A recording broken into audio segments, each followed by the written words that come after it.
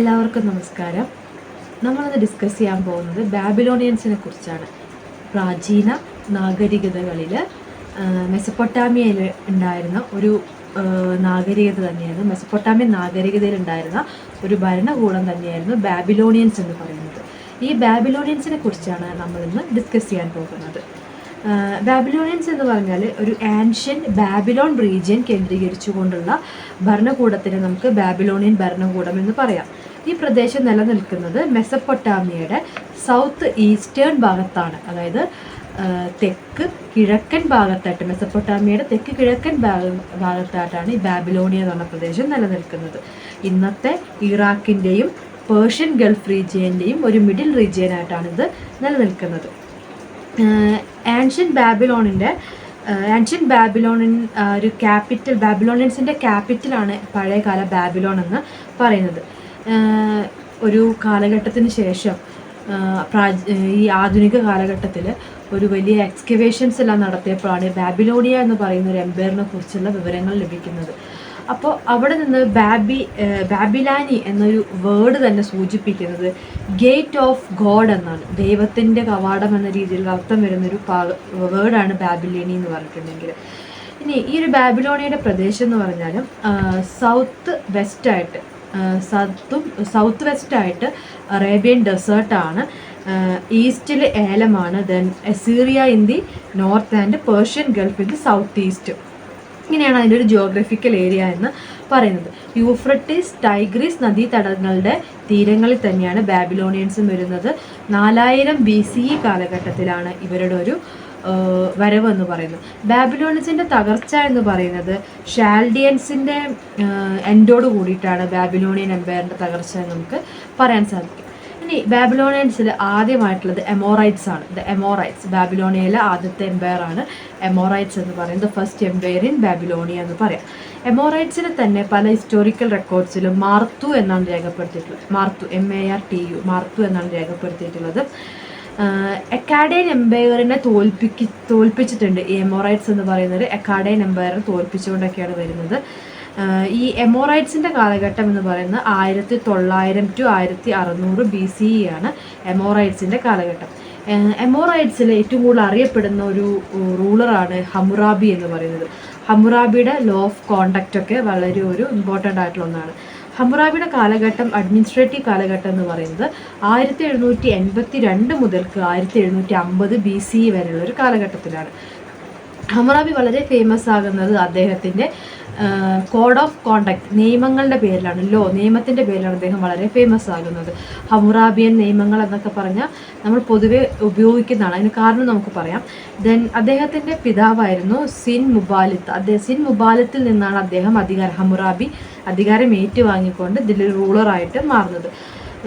ഈ Hammurabi എമോറൈറ്റ്സിൻ്റെ 6ാമത്തെ റൂളറാണ്, 6th റൂളറാണ് Hammurabi എന്ന് പറയുന്നത്. ഹമ്മുറാബിയുടെ പ്രധാനപ്പെട്ട ഒരു കാര്യങ്ങളെന്ന് പറഞ്ഞാൽ അദ്ദേഹം ഒരുപാട് ടെമ്പിൾസ് പുതുക്കി പണിയുകയും പുതുതായിട്ട് പണിയുകയും ഒക്കെ ചെയ്തിട്ടുണ്ട്. ഇനി ഹമ്മുറാബിനെ ഏറ്റവും കൂടുതൽ ഫേമസ് ആക്കുന്ന അദ്ദേഹത്തിൻ്റെ കോഡ്സ് ആണ്, കോഡ് ഓഫ് ലോയാണ്. ലോ കോഡ് ഓഫ് ഹമ്മുറാബി എന്നാണ് അത് പിന്നീട് അറിയപ്പെട്ടത്. ഹമ്മുറാബിയുടെ നിയമവ്യവസ്ഥകൾ സുമേറിയൻ ലീഗൽ സിസ്റ്റത്തിൽ ഒരു പുതിയ രീതിയായിരുന്നു ഹമ്മുറാബിയുടെ നിയമങ്ങൾ എന്ന് പറയുന്നത്. ഹമ്മുറാബിയുടെ നിയമങ്ങൾ എന്ന് പറഞ്ഞാൽ ഇങ്ങനെയാണ്: കണ്ണിന് കണ്ണ്, തലയ്ക്ക് തല, അങ്ങനെ ഒരു തരം, eyes for an eye, head for a head, അങ്ങനത്തെ ഒരു നിയമമാണ് ഹമ്മുറാബിക്കുള്ളത്. ഈ ഹമ്മുറാബിയുടെ നിയമമാണ് പിന്നീട് ഹമ്മുറാബിയൻ നിയമങ്ങൾ എന്ന് പറഞ്ഞാൽ പ്രാചീന നിയമങ്ങൾ, അല്ലെങ്കിൽ അതൊരു നല്ല കോഡ് ഓഫ് കണ്ടക്റ്റ് ആയിട്ടില്ല. പിന്നീട് വന്ന മോഡേൺ യുഗത്തിലൊക്കെ അത് പറയപ്പെടുന്നു. പക്ഷേ ജൂയിഷ് ലീഗൽ സിസ്റ്റം ഈ ഒരു ഇതാണ് ഫോളോ ചെയ്തത്. ഇപ്പോഴും ഇത്തരത്തിലുള്ള ഒരു വ്യവസ്ഥിതി ഫോളോ ചെയ്യുന്ന രാജ്യങ്ങളെല്ലാം ഉണ്ട്. അപ്പം എന്തായിരുന്നു ഹമ്മുറാബിയുടെ നിയമം. പിന്നെ ഹമ്മുറാബിയുടെ നിയമത്തിൽ ആരെങ്കിലും ആക്സിഡൻ്റലി അപകടപരം മനഃപൂർവ്വമല്ലാതെ തന്നെ ഏതെങ്കിലും രീതിയിലുള്ള അപകടങ്ങൾ വരുത്തിയാൽ അവർക്കും ശിക്ഷ ഉണ്ടായിരുന്നു. ആരെയും ശിക്ഷയിൽ നിന്ന് ആർക്കും ഇളവുണ്ടായിരുന്നില്ല ഹമ്മുറാബിയുടെ നിയമപ്രകാരം. ഇപ്പോൾ വളരെ കർക്കശമായിട്ടുള്ള നിയമവും അതുപോലെ തന്നെ നേരിട്ടിട്ട് ഒരു എന്താ പറയുക, ഒരു തരത്തിലും ഒരു മാനുഷിക പരിഗണനകളോട് കൂടിയുള്ള നിയമങ്ങളല്ല അദ്ദേഹം കൊണ്ടുവരുന്നത്. അതുകൊണ്ട് തന്നെ കോഡ് ഓഫ് ഹമ്മുറാബി, ഹമ്മുറാബിയുടെ നിയമങ്ങൾ ഇപ്പോൾ നമുക്ക് തെറ്റാണെന്ന് തോന്നുന്ന പലതിനെയും നമ്മൾ എക്സ്പ്ലെയിൻ ചെയ്യാൻ വേണ്ടിയിട്ട് ഹമ്മുറാബിയുടെ നിയമങ്ങളോട് കമ്പയർ ചെയ്യുകയാണ് ചെയ്യുക. ഓക്കെ, അതാണ് ഹമ്മുറാബിയുടെ നിയമങ്ങളുടെ പ്രശ്നം. ഹമ്മുറാബിയുടെ കാഴ്ചപ്പാടിൽ സമോറിയൻ സൊസൈറ്റീനെ 3 നിയമവ്യവസ്ഥയുടെ കീഴിലാണ് കൊണ്ടുവന്നത്. അതിലൊരു വിഭാഗം എന്ന് പറയുന്നത് പെട്രീഷ്യൻസ് അല്ലെങ്കിൽ നോബിൾസിൻ്റെ ഒരു വിഭാഗമാണ്. രണ്ടാമത്തെ ഒരു വിഭാഗം എന്ന് പറയുന്നത് ബർച്ചേഴ്സ് ആൻഡ് കോമണേഴ്സ് ആണ്. മൂന്നാമത്തെ വിഭാഗം സെർവ്സ് അല്ലെങ്കിൽ സ്ലേവ്സ് ആണ്. ഇവരെ അങ്ങനെ 3 വിഭാഗങ്ങളായിട്ടാണ് ഹമ്മുറാബി നിയമവ്യവസ്ഥയ്ക്ക് കീഴിൽ കൊണ്ടുവന്നിട്ടുള്ളത്. എല്ലാവർക്കും ഈ നിയമവ്യവസ്ഥ ബാധകമായിരുന്നു. ബാബിലോണിയയുടെ കോഡ് ഓഫ് ക്രിമിനൽ ലോയും ഉണ്ടായിരുന്നു. സമോറിയനിൽ ഉണ്ടായിരുന്ന നിയമങ്ങളിൽ നിന്ന് കുറേ പരിഷ്കാരങ്ങളെല്ലാം വരുത്തിയിട്ടാണ് ഹമ്മുറാബി ഈ നിയമങ്ങളെല്ലാം കൊണ്ടുവരുന്നത്. ഇനി ഹമ്മുറാബി കൊണ്ടുവന്നിട്ടുള്ള ടാക്സേഷൻ സിസ്റ്റം, നികുതി പിരിക്കൽ രീതി വളരെ പെർഫെക്റ്റ് ആൻഡ് സെൻട്രലൈസ്ഡ് ആയിട്ടാണ് കണക്കാക്കുന്നത്. ഒരു കേന്ദ്രീകൃതമായിട്ടുള്ള നികുതി പിരിവും രീതികളുമാണ് അദ്ദേഹം കൊണ്ടുവന്നത്. അപ്പോൾ ബ്യൂറോക്രസിയിൽ അദ്ദേഹം വളരെയധികം ശ്രദ്ധിക്കുകയും ചെയ്തിട്ടുണ്ടായിരുന്നു. അദ്ദേഹം ഒരുപാട് സിറ്റി സ്റ്റേറ്റ്സ് ആക്രമിച്ച് കീഴടക്കിയിട്ടുണ്ട്. മെസപ്പൊട്ടാമിയയുടെ തന്നെ മറ്റ് സിറ്റി സ്റ്റേറ്റ്സ് ആക്രമിച്ച് കീഴടക്കുന്നുണ്ട്. ലർസ, കിഷ്, ലഗാഷ്, നിപ്പൂർ, ഊർ, ഉറൂക്ക് തുടങ്ങിയ കേന്ദ്രങ്ങളെല്ലാം അദ്ദേഹം ആക്രമിച്ച് കീഴടക്കുന്ന ഒരു സ്ഥിതി കാണാൻ സാധിക്കും. അപ്പോൾ ഇതായിരുന്നു ഹമ്മുറാബിയുടെ നിയമം അല്ലെങ്കിൽ ഹമ്മുറാബിയുടെ ഭരണ കാലഘട്ടം പറയുന്നത്, എമോറൈറ്റ്സ്. ഇനി ബാബിലോണിയൻ ലിറ്ററേച്ചറിനെ കുറിച്ച് നമുക്ക് ഡിസ്കസ് ചെയ്യാം. ബാബിലോണിയൻ ലിറ്ററേച്ചർ എന്ന് വെച്ചിട്ടുണ്ടെങ്കിൽ മറ്റെല്ലാ ലിറ്ററേച്ചറും പോലെ തന്നെ കുറേ കെട്ടുകഥകളും മിത്തുകളൊക്കെ അടങ്ങിയാണ്. മിത്ത് ആൻഡ് ലെജൻഡ്സ് തന്നെയാണ് ബാബിലോണിയൻ ലിറ്ററേച്ചറിൻ്റെയും പ്രധാന കാര്യമെന്ന് പറയുന്നത്. അവിടുത്തെ വിശ്വാസം അനുസരിച്ച് ഒരു എല്ലായിടത്തും ഒരു ഭൂമി ഉണ്ടായതിനെക്കുറിച്ച്, മനുഷ്യനുണ്ടായതിനെക്കുറിച്ചൊരു കഥ ഉണ്ടാവുമല്ലോ, അത്തരത്തിലൊരു കഥ ഈ ബാബിലോണിയൻ ലിറ്ററേച്ചറിൽ നമുക്ക് കാണാൻ സാധിക്കും. അവിടുത്തെ ഭൂമി ഉണ്ടാക്കിയ ദൈവത്തിനെ മർദൂക്ക് എന്നാണ് പറയുക. ഗോഡ് മർദൂക്കാണ് ഭൂമി ഉണ്ടാക്കിയതെന്നാണ് വിശ്വസിക്കുന്നത്. അതുപോലെ തന്നെ ആകാശം ഉണ്ടാക്കിയത് തിയാമത്ത് എന്ന് പറഞ്ഞ ദേവതയുടെ ശവത്തിൽ നിന്നാണ്, കോപ്സിൽ നിന്നാണ് സ്വർഗം ഉണ്ടാക്കിയതെന്നാണ് അവർ വിശ്വസിക്കുന്നത്. അപ്പോൾ ഭൂമിയും സ്വർഗമൊക്കെ ഉണ്ടാക്കുന്നത് ദേവൻ്റെയും ദേവതയുടെയൊക്കെ ഭാഗമായിട്ടാണെന്ന് അവർ വിശ്വസിച്ചിട്ടുണ്ട്. പിന്നെ ഈ ഒരു ബാബിലോണിയൻ ലിറ്ററേച്ചറിൽ പ്രധാനപ്പെട്ട ഒന്നാണ് ദ എപ്പിക് ഓഫ് ഗിൽഗമേഷ് എന്ന് പറയുന്നത്. 2000 BCE കാലഘട്ടത്തിലുണ്ടായിട്ടുള്ള എപ്പിക് ഓഫ് ഗിൽഗമേഷ് എന്ന് പറയുന്ന വർക്കാണ് അവിടുത്തെ ഒരു പ്രധാനപ്പെട്ട ഒരു ഇതിഹാസം എന്ന് പറയുന്നത്, ഇതിഹാസ കൃതിയാണ് അത്. ഈ എപ്പിക് ഓഫ് ഗിൽഗമേഷ് എന്ന് പറഞ്ഞ പഴയൊരു മെസപ്പൊട്ടാമിയൻ രാജാവാണ്. ഈ മെസപ്പൊട്ടാമിയൻ രാജാവിനെ മുൻനിർത്തിക്കൊണ്ട് കുറേ കെട്ടുകഥകളാണ് അവർ നിർമ്മിച്ചിട്ടുള്ളത്. അപ്പം അതിൻ്റെ ഭാഗമായിട്ടൊരു എപ്പിക് ഓഫ് ഗിൽഗമേഷിൽ പറയുന്നൊരു കഥയാണ്. ഒരു വയസ്സായ സ്ത്രീയും പുരുഷനും ഉണ്ടായിരുന്നു. അവരെന്നെ ദൈവമാണ് സംരക്ഷിച്ചിരുന്നത്. ഒരു ഭയങ്കര ശക്തിയായപ്പോൾ അവർക്ക് ഒരു ദിവസം തോന്നുകയാണ് ഈ ഭൂമി നശിപ്പിച്ചേക്കാമെന്ന്. അങ്ങനെ ഭൂമി നശിപ്പിക്കാൻ ശ്രമിക്കുന്നു. പിന്നെ ഗിൽഗമേഷിൻ്റെ കുറേ വീരപ്രവർത്തികളൊക്കെയാണ് ഈ ലിറ്ററേച്ചർ വർക്കിൻ്റെ, ഈ എപ്പിക്കിൻ്റെ ഒരു ഇതിവൃത്തം എന്ന് പറയുന്നത്. അപ്പോൾ എല്ലാ കഥകളിലും ഉണ്ടല്ലോ ഇങ്ങനെ ഒരു എപ്പിക്ക്, ഭൂമിയെ രക്ഷിക്കാൻ വരുന്ന രക്ഷകൻ്റെ റോളുള്ള ഒരു ഹീറോ കഥാപാത്രം എല്ലാ രാജ്യങ്ങളിലും കഥകളുണ്ട്. അപ്പോൾ അതുപോലത്തെ ഒന്നാണ് എപ്പിക് ഓഫ് ഗിൽഗമേഷ് എന്നും പറയുന്നത്. പിന്നെ ഈ ഒരു കാലഘട്ടത്തിൽ ബാബിലോണിയൻസ് പ്രാധാന്യം നൽകുന്ന വിഷയങ്ങളാണ് ലിറ്ററേച്ചർ, സാഹിത്യത്തിന് പ്രാധാന്യം നൽകിയിരുന്നു. ആസ്ട്രോണമി, മാത്സ്, കെമിസ്ട്രി, ബോട്ടണി, പിന്നെ മെഡിസിൻ, ഇതിനൊക്കെ അവർ പ്രാധാന്യം നൽകിയിട്ടുണ്ടായിരുന്നു. വീനസിനെ ഒബ്സർവ് ചെയ്യലും വീനസിൻ്റെ കാര്യങ്ങളെല്ലാം പഠിക്കലും അവർക്ക് ഈ കാലഘട്ടത്തിൽ തന്നെ ഉണ്ടായിരുന്നായിട്ട് കണക്കാക്കുന്നുണ്ട്. ഇനി വേറൊന്നാണ് ബാബിലോണിയൻ ആർട്ട്. കലാരംഗത്ത് ബാബിലോണിയ എങ്ങനെയാണെന്ന് വെച്ചിട്ടുണ്ടെങ്കിൽ ആൺകുട്ടികൾക്ക് വേണ്ടിയിട്ട് സ്കൂൾ അന്ന് തന്നെ തുടങ്ങുന്നത്, സ്കൂൾ ഫോർ ബോയ്സ് അന്ന് തന്നെ ഉണ്ടായിരുന്നു. ക്ലേ ടേബ്ലറ്റ്സിൽ, മൺഫലകങ്ങളിലാണ് ഇവർ എഴുത്തുകൾ ഉണ്ടായിരുന്നത്.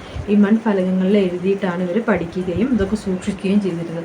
വായിക്കാനുള്ള കഴിവ്, അതുപോലെ മാത്സ്, അങ്ങനത്തെ കാര്യങ്ങളൊക്കെ അവർ പഠിപ്പിക്കുകയും ചെയ്തിട്ടുണ്ടായിരുന്നു. പിന്നെ അവിടുന്ന് കണ്ടെത്തിയതിൽ ഒരു പ്രധാനപ്പെട്ട ആർട്ട് വർക്കായിരുന്നു ഒരു മോട്ടിഫ്, ഒരു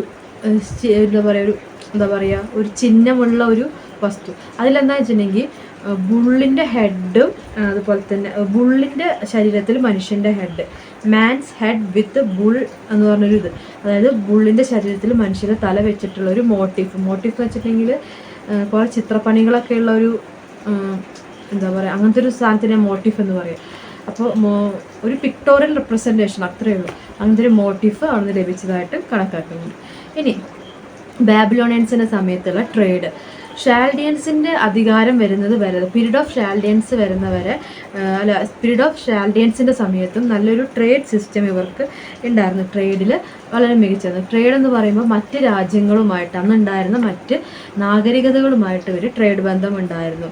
സ്പൈസസ്, സുഗന്ധദ്രവ്യങ്ങൾ അറേബ്യയിൽ നിന്നാണ് ട്രേഡ് ചെയ്തിട്ടുണ്ടായിരുന്നത്. അതുപോലെ തന്നെ ആനക്കൊമ്പ്, പിന്നെ ചില സുഗന്ധദ്രവ്യങ്ങൾ, ജ്വൽസ്, ആഭരണങ്ങൾ, ഇതൊക്കെ അവർ ഇന്ത്യയിൽ നിന്ന്, സിൽക്ക്, ഇതൊക്കെ ഇന്ത്യയിൽ നിന്നാണ് കൊണ്ടുവന്നിരുന്നത്. അപ്പോൾ സിൽക്ക് ഇന്ത്യയിൽ എന്ന് പറയുമ്പോൾ ചിലപ്പോൾ ചൈനയിൽ നിന്ന് ഇന്ത്യയിലേക്ക് വന്ന് ഇവിടെ നിന്ന് മെസപ്പൊട്ടേമിയ അങ്ങനെയായിരിക്കും ട്രേഡ് വന്നിട്ടുണ്ടാവും. അപ്പോൾ ഇതൊക്കെ പക്ഷേ ഇന്ത്യയിൽ നിന്നാണ് വന്നിട്ടുള്ളത്.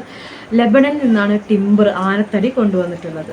പിന്നെ കാർപ്പറ്റ്സ്, മറ്റ് ഓർണമെൻറ്റ്സ്, സിൽവർ, ഇങ്ങനത്തെ ഒരുപാട് സാധനങ്ങൾ, ഗോൾഡ്, ഇതൊക്കെയും ഇവരുടെ ട്രേഡിൽ ഉണ്ടായിരുന്നതായിട്ട് കണക്കാക്കുന്നുണ്ട്. ഇനി ഇതാണ് ഇവരുടെ ട്രേഡ് സിസ്റ്റം എന്ന് പറയുന്നത്. അപ്പോൾ ഇത്രയാണ് നമുക്കിതിൽ പ്രധാനമായിട്ട്. ബാബിലോണിയൻസ് അവരുടെ ജിയോഗ്രഫി പറഞ്ഞു, എമോറൈറ്റ്സ് പറഞ്ഞു, എമോറൈറ്റ്സിൽ ഇമ്പോർട്ടൻ്റ് ആയിട്ടുള്ള റൂളറാണ് ഹമ്മുറാബിയുടെ കോഡ് ഓഫ് ലോ പറഞ്ഞു, ദെൻ ലിറ്ററേച്ചർ പറഞ്ഞു, ആർട്ട് പറഞ്ഞു, ട്രേഡ് പറഞ്ഞു. ഇത്രയാണ് നമുക്കിതിൽ പ്രധാനമായിട്ടും ഡിസ്കസ് ചെയ്യാനുള്ളത്. അപ്പോൾ എന്ന് പറഞ്ഞെങ്കിൽ ബാബിലോണിയൻസ് എന്ന് പറഞ്ഞാൽ പിന്നീട് വന്ന കാലഘട്ടത്തിൽ ഡിസ്കസ് ചെയ്യാൻ മാത്രമുള്ള ഒരുപാട് സംഭാവനകൾ നൽകിയിട്ടുള്ള ഒരു വിഭാഗമായിരുന്നു ബാബിലോണിയൻ എന്ന് പറയുന്ന ഒരു പ്രദേശവും അതുമായി ബന്ധപ്പെട്ടിട്ടുള്ള നിയമങ്ങളല്ല എന്ന് പറയുന്നത്. ഓക്കെ, ഇത്രയാണ് നമുക്കിത് ബാബിലോണിയൻസ് എന്ന ചാപ്റ്ററിൽ യൂണിറ്റിൽ ഡിസ്കസ് ചെയ്യാനുള്ളത്. Thank you.